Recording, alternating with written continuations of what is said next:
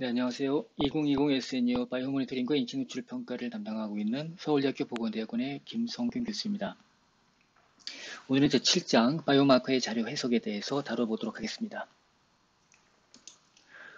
본 수업 내용은 우리 주 교재 내셔널 리서치 카운슬에서 나온 책 제5장에 더 자세한 설명이 되어 있고 참고 문헌이 나와 있기 때문에 꼭 읽어보시기 바랍니다.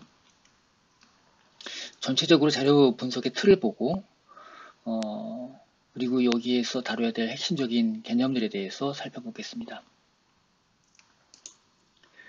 먼저 두 가지 점에 대해서 세 가지로 나와 있죠. 그 부분에 대해서 설명드리겠습니다. 우리가 자료 분석을 하는 데 있어서 가장 중요한 포인트가 무엇인가? 우리는 왜 자료 분석을 하는가? 데이터, 즉 바이오마커에 대한 해석을 왜 하는가에 대한 부분에 대한 것입니다. 자료 해석은 무슨 의미인지 알아보는 것이죠. 이를 위해서 가장 중요한 포인트라고 한다면 바이오마커의 농도가 그 일반 인구 집단 또는 특정 집단의 그 농도가 보편적인, 티피컬한 범위인지 판단하는 것입니다. 두 번째는 그것이 건강 위해와 관련되어 있는지 따져보는 것입니다. 네, 그리고 이 위해 관리를 해야 된다면, 리스크 매니지먼트를 하려고 한다면 노출이 어떻게 일어나는지 알아야 됩니다. 그래야지 통제가 가능하겠죠. 이것도 찾아내는 것이 데이터를 해석하는 근본적인 이유라고 할 수 있겠습니다. 그러면 전체적인 흐름을 어떻게 할까? 이 표로 한번 정리가 되어 있는데요. 크게 본다면 사전 작업, 그 다음에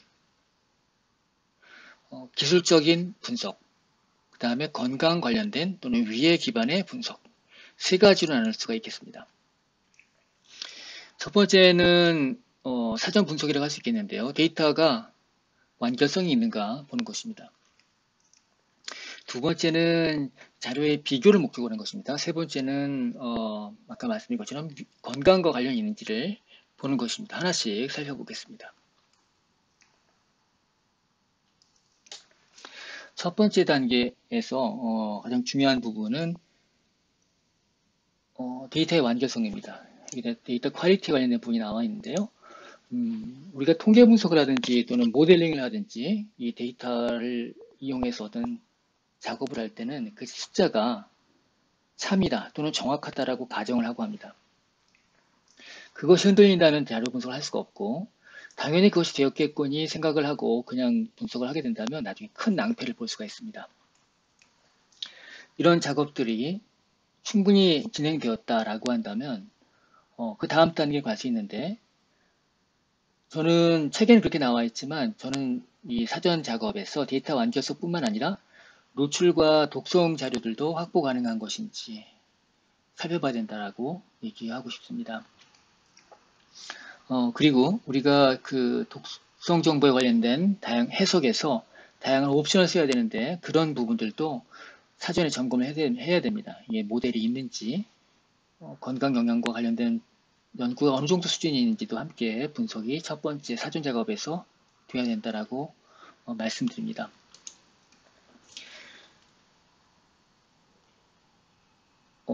비교를 위한 기술 접근, Descriptive Approach라고 되어 있는데요. 이 부분은 통계 분석이 주로 이루어집니다. 그러니까 바이오 모니터링 결과라고 한다면은 특정 노출 바이오마커에 대해서 그 농도가 여러 사람에게 측정을 되었을 텐데 경우에 따라서는 여러 물질에 대한 노출 마커를 시정할 수도 있겠죠. 대상 인구 집단별로 그 데이터의 분포 패턴이 어떤지 잘 읽어내는 것이 굉장히 중요합니다. 물질 노출의 양상에 대해서 지역적 편차가 존재하는지, 또 인구 집단별 패턴이 있는지, 또 이것이 현황 자료로 간다면 과거 자료랑 비교해 보는 것도 할 수 있겠죠. 그럼 추이를 분석하는 것이 됩니다. 이 안에 있는 세 가지 질문들을 잘 살펴봐야 됩니다. 누가 가장 노출이 많이 되었나? 또 누가 가장 덜 되었나? 그리고 그 결과가 전체 인구 집단의 전에와 비교해 볼 때 어느 정도 수준이냐에 대한 얘기를 할 수 있겠죠. 그다음에 얼마나 노출이 지속되었는지도 우리가 함께 부대 자료를 찾아서 볼 수가 있습니다. 이런 경우에는 마커를 측정할 때 설문 자료나 관찰 자료 또는 다른 자료를 이용해서 노출에 관련된, 노출원에 관련된 이런 자료들을 함께 얻었을 때 매칭시켜서 분석이 가능합니다. 이 디스크립티브 어프로치를 할 때 필요한 부분이 레퍼런스 레인지가 있느냐에 대한 부분들, 그리고 이 사용 패턴에 대한 자료가 있느냐, 그리고 작업장에 관련된 자료라고 한다면은 노출원 또는 노출되는 여러 가지 노출 평가에 관련된 자료를 연결시켜서 분석할 수가 있을 것입니다. 네, BEI도 우리가 참고해서 볼 수는 있습니다. 이 노출 수준이 얼만큼 되는지 뿐만 아니라 건강 관련돼서 살펴보는데 필요한 부분이 있습니다. 물론 이거는 아래쪽에서 더 자세하게 하겠지만 2단계에서 노출 관련된 통계량이 나오면 서로 비교해 볼 수 있는 지표는 되는 것이죠. 아무튼 2단계에서 중요한 것은 개인 또는 집단이 상대적 고노출군이냐 또는 취약그룹이냐, 그렇다면 왜 그런가 이런 것을 알아내는 것이 필요합니다. 이 다음 페이지를 한번 볼까요? 이거는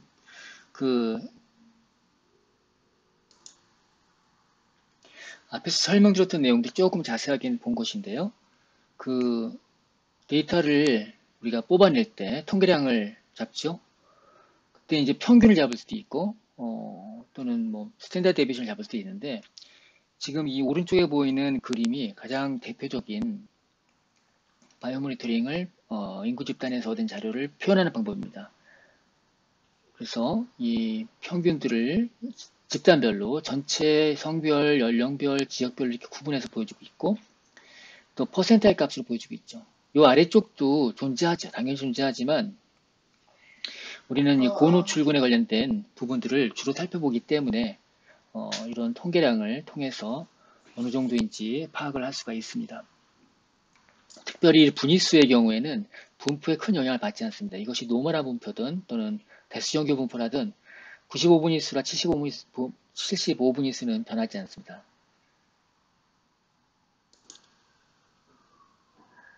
그 다음은 국가 간의 비교를 할 수 있겠습니다. 물론 국내에서도 다른 시점 간의 비교를 할 수가 있죠.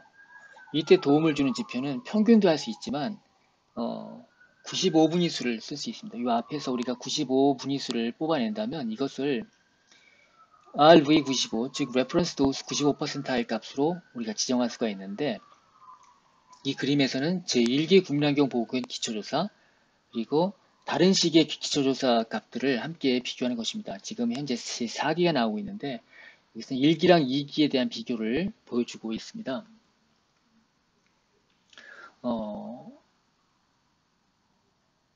그리고 이거는 국가 간의 비교도 가능하죠. K로 시작된 것은 우리나라 것이고요. 이거는 미국 자료, 독일 자료, 그 다음에 독일에서 나온 HbN 값인데 이거는 RV95랑은 조금 다른 내용입니다. 물론 비슷한 내용이 있긴 하지만 다른 지표죠. 자세한 내용은 다음 슬라이드에서 살펴보겠습니다.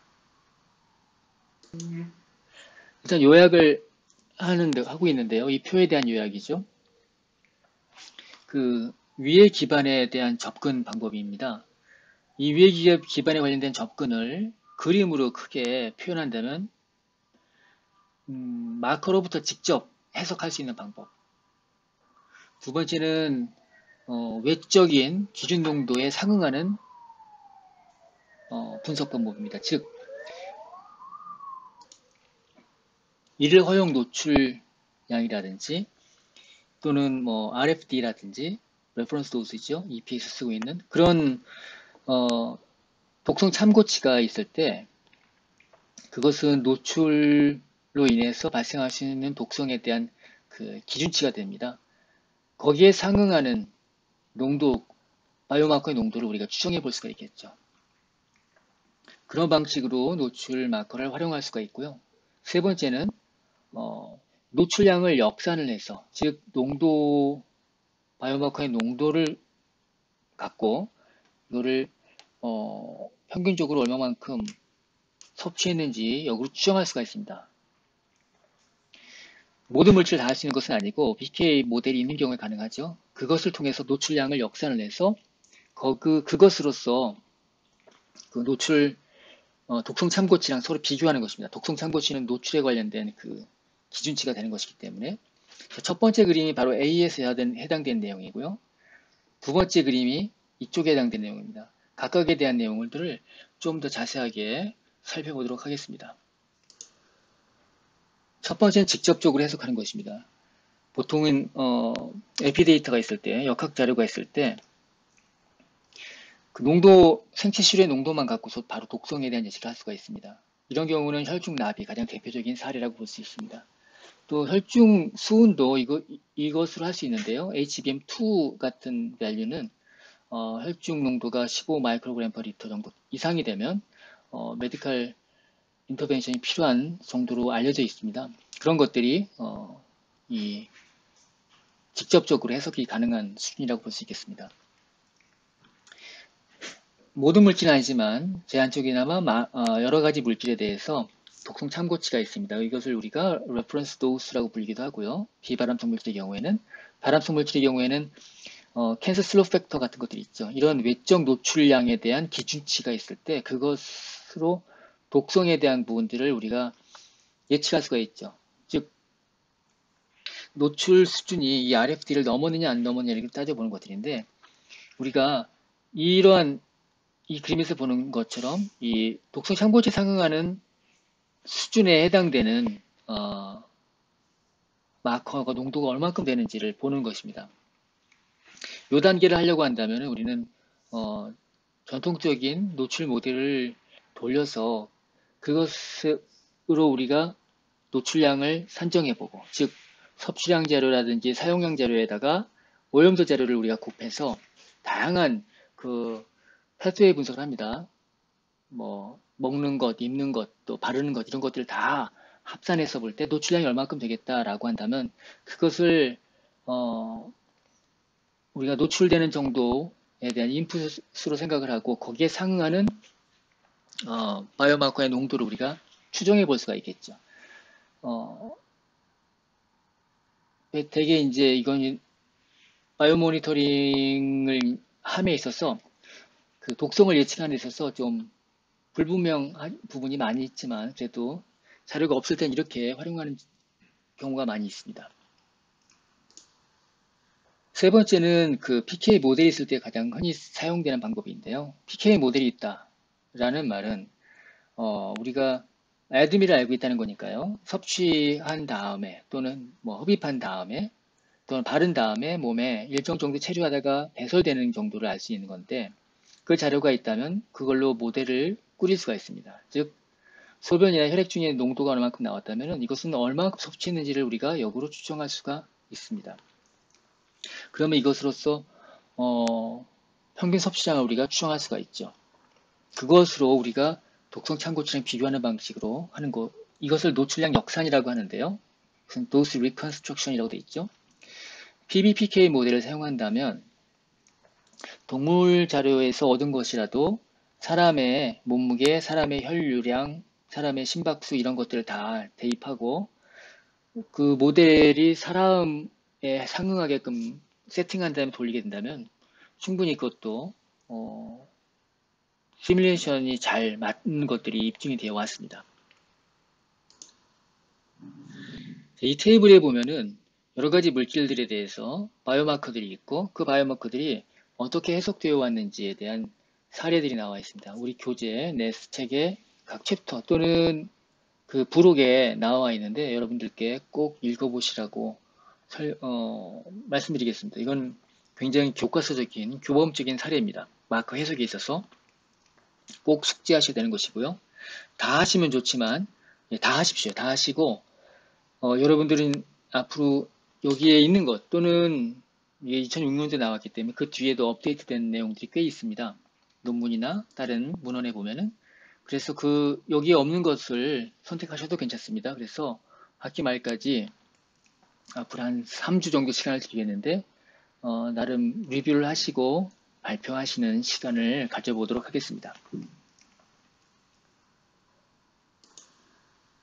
자, 기술 분석에 대한 부분들로 조금씩 한 걸음 더 들어가 보겠습니다.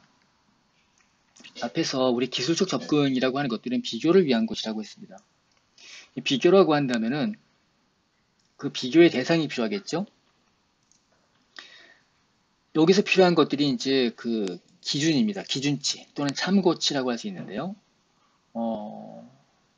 경우에 따라서 레퍼런스 데이터, 레퍼런스 그룹, 레퍼런스 밸류 뭐 이렇게 얘기할 수 있겠는데 근본적인 질문을 한번 먼저 떠올리고 싶습니다. 무엇이 표준이고 무엇이 정상인가? 여기서 말하는 정상은 노멀입니다. 우리가 레퍼런스 레인지라는 말이라고 하는 것은 일반 아주 티피컬한 농도의 구간이 어디부터 어디까지냐에 대한 이야기입니다. 그것을 넘어서면은 고농도다. 그 바깥에 있는 저농도라고 하면 저농도라고 할 수 있겠죠. 병원에서 임상 검사했을 때 나타나는 수치라고 볼 수 있겠습니다. 그것도 하나의 사례죠. 바이오 모니터링에서도 마찬가지로 적용할 수가 있습니다. 이 첫 번째 그 descriptive한 어프로치는 독성에 관련된 얘기를 하는 것은 아닙니다. 그 집단 내에서 분포가 어떻게 되는지를 먼저 살펴보는 것들인데 그렇게 하다 보면은 중간값이 어디 형성되어 있고 상대적 고노출군이 어떻게 되는지를 알 수가 있습니다. 상대적 고노출군이라고 한다면 맥스 값을 생각할 수도 있겠죠. 최대값. 근데 최대값은 그 대상 집단에 따라서 굉장히 변동이 심합니다. 95%의 값은 통계량입니다. 통계량이기 때문에 안정적으로 우리가 구할 수가 있습니다. 그것은 표본이 조금 달라진다고 하더라도 크게 변동이 나타나지는 않습니다. 그래서 우리가 모집단에 대한 추정치로 쓸 수가 있겠죠. 아무튼 드리고 싶은 말씀은 이 기준을 정하는 부분입니다. 기준을 정하는 데 있어서 누구들 어떤 그룹에게서 기준치를 뽑아내느냐에 따라서 크게 이러한 참고치가 달라질 것입니다. 그리고 데이터 퀄리티가 어떠느냐에 따라서도 참고치는 달라질 것입니다. 참고치라는 표현을 썼습니다. 앞에서 얘기했었던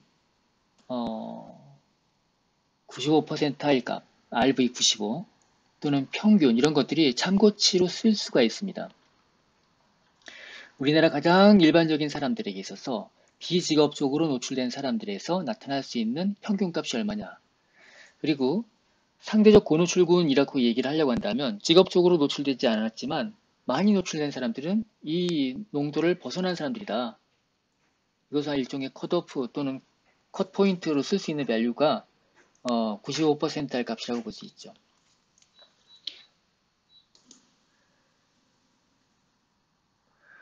가장 일반적인 사람들, 직업적으로 노출되지 않은 사람들, 특정한 노출 오염원에 오염되지 않은 사람들 이렇게 얘기할 수가 있는데 어떻게 보면 너무나 타당한 것 같지만 누구를 대상으로 이렇게 세팅하느냐가 에 따라서 크게 달라질 수가 있기 때문에 굉장히 그 대상 결정에 주의를 해야 됩니다. 두 번째로 상대적 고노출군이라는 말을 썼지만 그것이 건강에 관련된 거랑 직접적으로 연결되지는 않습니다. 그렇기 때문에 굉장히 주의를 해석상 하셔야 됩니다. 우리가 잠시만요. 그 대상 집단이라고 볼 수 있는 경우가 어린이가 어른보다는 덜 노출됐겠지 생각할 수도 있죠. 근데 어린이와 어른을 바로 비교하는 것들은 공평한 비교는 아닙니다.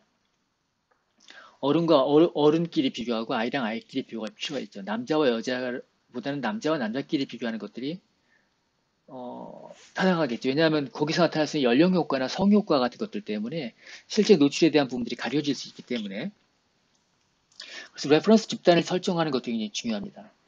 우리나라도 그렇지만 미국의 NA 자료를 보면은 그것을 연령별로 구분을 하고 성별로 구분하고 또 미국은 다민족 국가이기 때문에 인종별로 구분을 해서 그 값들을 정합니다. 그래서 각각에 대해서 95%의 값을 정하고 있습니다. 물론 평균을 정하지만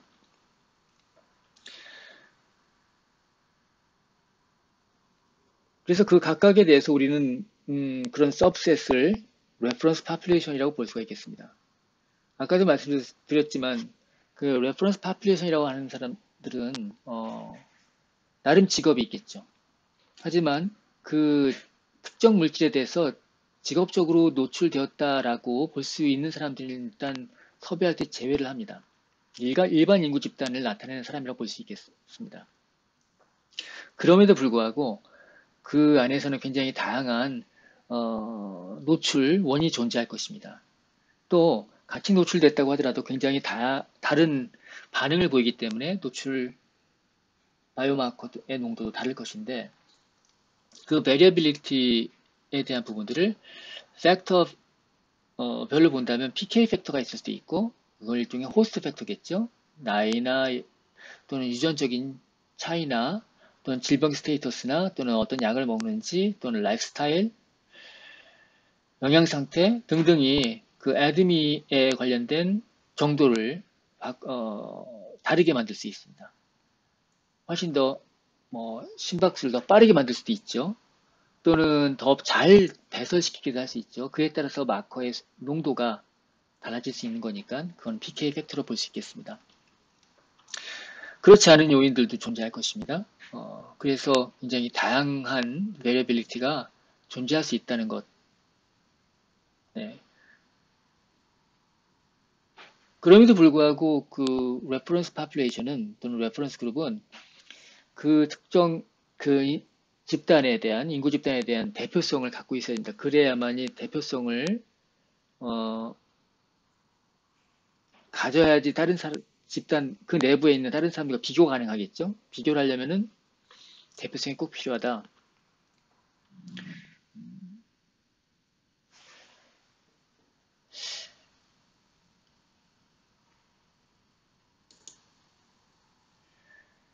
이 레퍼런스 파퓰레이션이라는 것들이 이제 말하기는 쉽지만 그 정하는 것들이 그렇게 아주 쉽지는 않습니다. 왜냐하면 아까도 말씀드렸지만 이분들도 어딘가에서는 작게나마 노출된 경우가 많거든요. 그것이 이제 시기에 의해서 다이어트 또는 생활 습관에서 노출될 수 있는 경우가 있기 때문에 예를 들자면은 pH에 노출되는 경우는 담배를 통해서 노출될 수도 있잖아요. 또 수은의 경우에는 생선, 해산물 이런 것들을 통해서 노출될 수도 있습니다. 그런 것까지 한다면 그 부분을 빼야 될 것이냐 라는 것들도 고려해야 되겠죠. 이게 단순한 문제만은 아닙니다. 일반적으로 reference population이라고 하면 typically a population with no known exposure or only minimal exposure to a specific substance라고 볼 수 있겠습니다. of interest죠.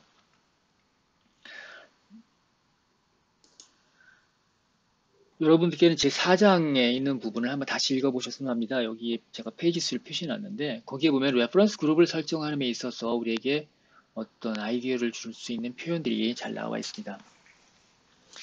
이 레퍼런스 그룹을 얘기할 때 있어서 두 가지 중요한 어떤 축을 형성할 수 있는 개념이 있다. 하나는 저는 그것은 노출과 관련된 부분이다. 그 subject, 우리가 레퍼런스 그룹이라고 한다면 사람들로 구성됐을 거 아니겠습니까? 그리고 그 사람들이 뭐 담배 피는 사람과 안 피는 사람도 있을 것이고 생선류를 많이 먹는 사람과 아닌 사람도 있을 텐데 직업적 노출 요인을 일단 뺀다고 할지라도 노출에 따라서 구분할 수 있는 부분이 존재할 수 있을 것입니다. 또 독성 정보에 따라서 특정 물질에 대한 마커를 이겼기 때문에 그 농도의 그 부분에 대해서도 우리가 생각해 볼 여지가 있는 것 같아요. 정리한다면 그 노출 집단에서 우리가 이 수준이 티피컬한지 아닌지 따져봐야 되는 것들이 요 단계에서 중요한 부분인데 그래서 레퍼런스 파퓰레이션을 정하는 것이 중요한데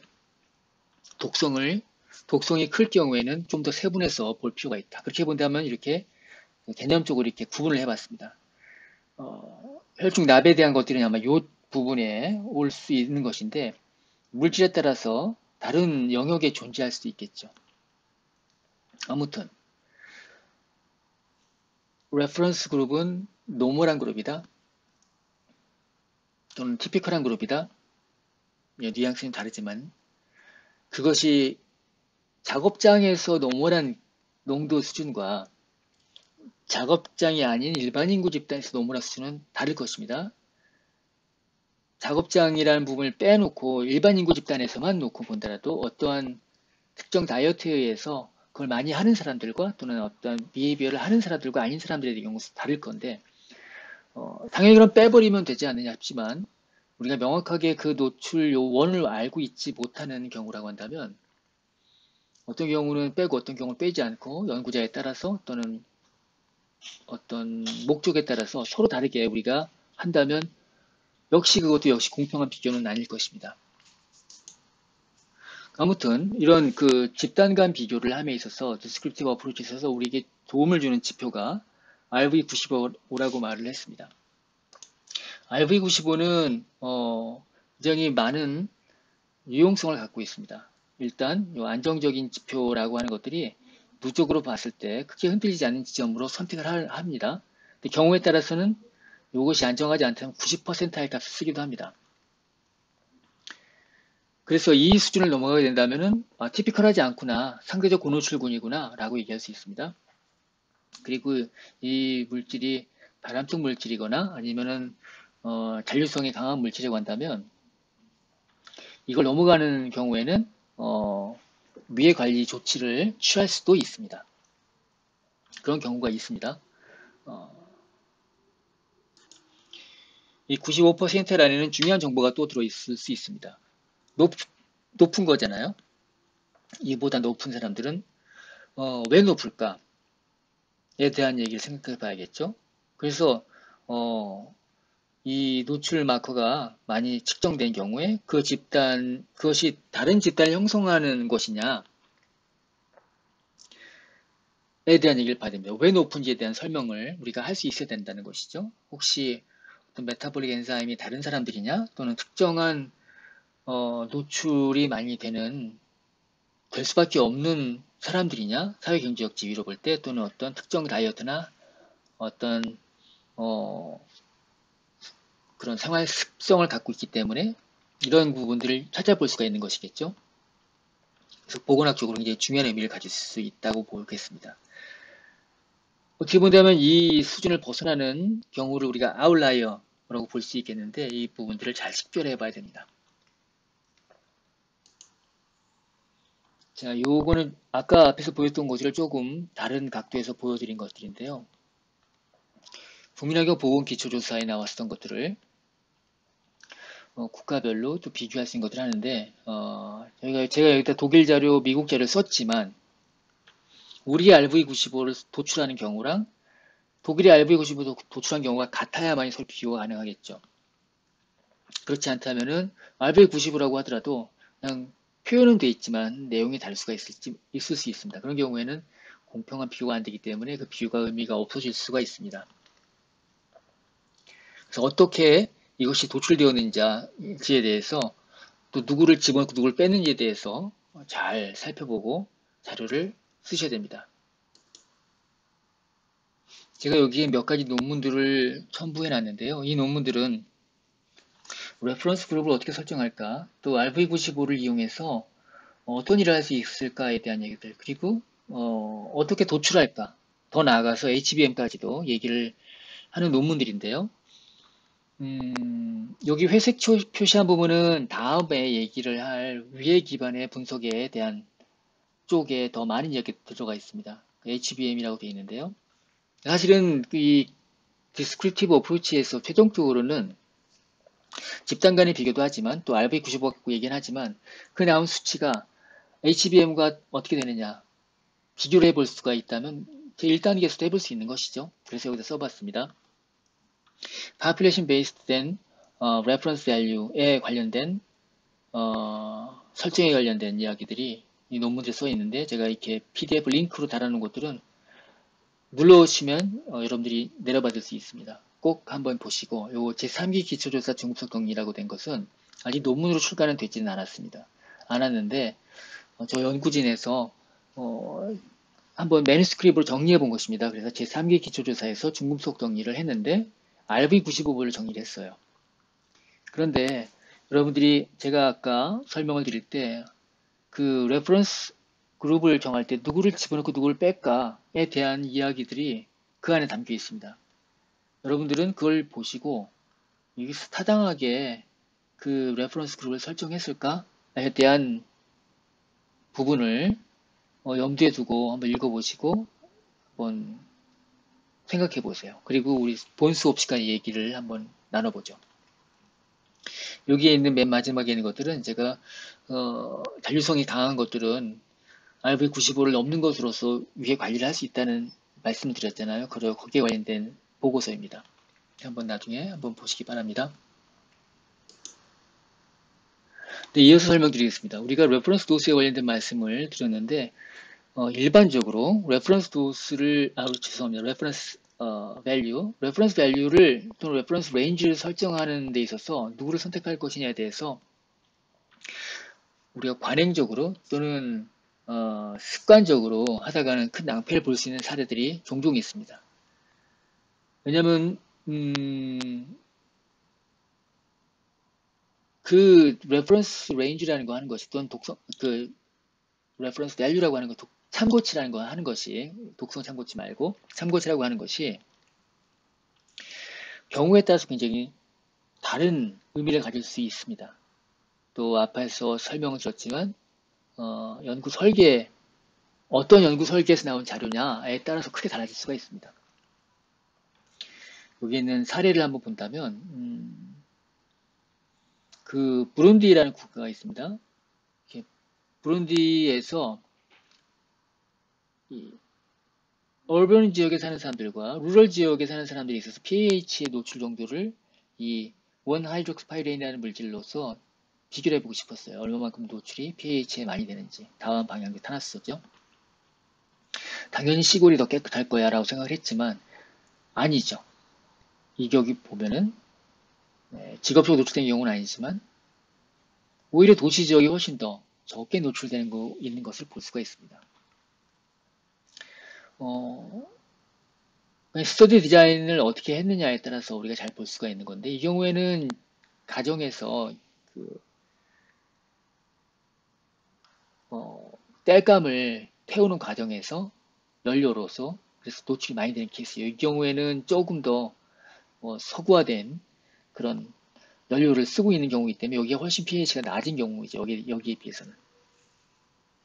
그래서 어디를 누구를 그 표준으로 잡을 것이냐에 따라서 기준으로 잡을 것이냐가 굉장히 달라질 수 있다는 사례를 보여주고 있습니다.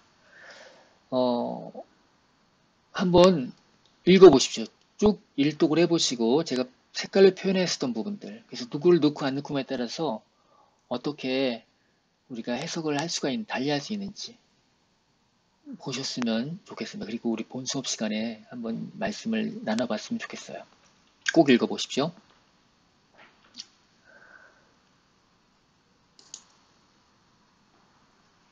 네, 이게 비교를 위한 목적이 그 descriptive approach에서 굉장히 중요한 부분이라고 했는데 우리가 여기까지 오게 된다면 어떤 수치가 또는 RV95를 벗어난 수치가 또는 평균이 건강과 어떻게 된 것이냐라는 궁금증을 가질 수밖에 없습니다. 그렇게 볼 때 그 농도 자체가 건강에 대한 얘기를 해줄 수 있다면 참 좋은데 그런 경우에는 바로 이야기할 수가 있겠죠. 그렇지 않은 경우 너무나 많습니다. 농도만 갖고서 서로 얘기할 수 있는 부분이 없을까? 생각을 해본다면 없는 것은 아닙니다. 산업보건에서 BEI를 많이 쓰죠. 우리가 이전에 한번 다뤄봤었죠. BEI가 무엇인지에 대해서. TLV라고 여러분들 들어보셨죠? TLV는 Threshold Limit Value인데요. 그거는 노출 허용 기준에 상응하는 노출 허용 기준에 해당됩니다. 그것으로서 이제 그 법적 기준들도 많이 도출되었는데 외적인 농도 값이라고 할 수 있습니다. 그거에 상응하는 바이오마커의 농도를 우리가 BEI라고 합니다. 지금 보시는 표는 그 미국의 그 NAS 자료에서 여러 가지 물질을 측정했는데 그 농도 값들을 BEI랑 서로 비교해서 그 BEI의 몇 프로에 해당되느냐를 통해서 보여주고 있는 것입니다. 그래서 BEI보다 한 5%밖에 안 된다. 어떤 것들은 30% 가까운 값들도 있네요. 이런 걸 보면서 BEI보다 훨씬 낮으니까 작업장에서 얘기하는 독성 그 참고치 값보다 훨씬 낮으니까는 어느 정도 이 수치만 갖고서도 독성 얘기를 할 수 있지 않을까 생각을 하지만 여기서 굉장히 해석상 중요한 점이 있다라는 것은 이미 앞에서 말씀을 드린 바가 있으니까 반복하지는 않겠습니다. 근데 우리 교재는 한 번 더 강조해서 반복해서 얘기를 하고 있더라고요. 일단 TLV는 작업장에서 노출되는 사람들을 보호하기 위해 만든 것입니다. 일반 인구 집단과는 다르죠.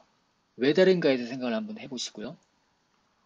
BEI는 TLV에서 유래됐다고 보시면 되겠죠. 근데 이것들을 제안하는 ACGIH라는 곳이 있습니다. 여기가 이제 미국 산업보건 전문가 협의회인데요. 여기서는 이 BEI에 대해서 어떤 모디피케이션을 써서 어떻게 활용해서 나중에 그 일반 인구 집단에게 활용하는 그런 부분들에 대해서 추천하고 있지 않습니다. 특별히 뭐 이것을 간단하게 뭐 나눠준다든지 곱해준다든지 이런 식으로 해서 활용하는 것에 대해서 추천하고 있지 않습니다. 왜 그런지에 대해서 책에 자세히 나와 있는 설명을 보시길 꼭 바랍니다.